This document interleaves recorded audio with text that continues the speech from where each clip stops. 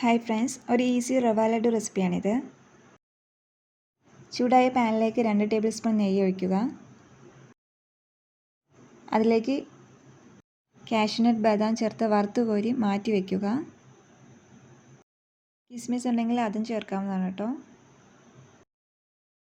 ഈ പാനിലേക്ക് തന്നെ 1 ഗ്ലാസ് റവ ചേർത്ത് നന്നായി വറുത്തെടുക്കുക.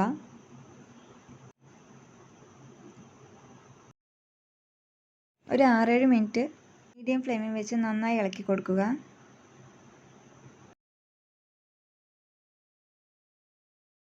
ഒരു ലൈറ്റ് ബ്രൗൺ നിറമാകുന്നവരെ ഇങ്ങനെ ഇളക്കി കൊടുക്കുക കേട്ടോ.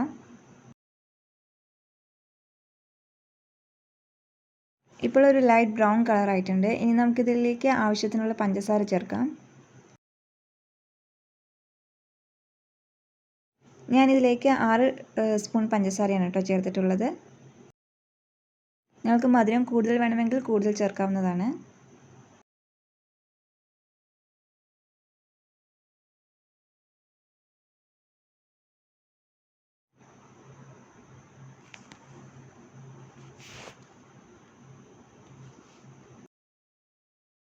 പഞ്ചസാര പൊടിച്ചും ചേർക്കാവുന്നതാണ് കേട്ടോ.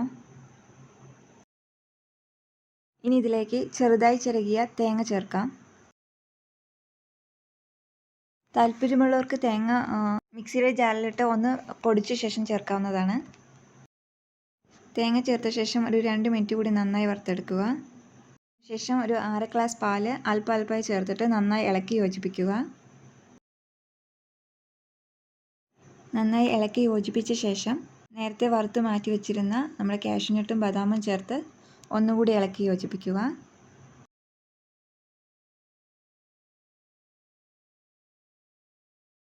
ഇനി തീ ഓഫ് ചെയ്ത് നമുക്ക് അല്പനേരം ഇത് ചൂടാറാൻ വയ്ക്കാം.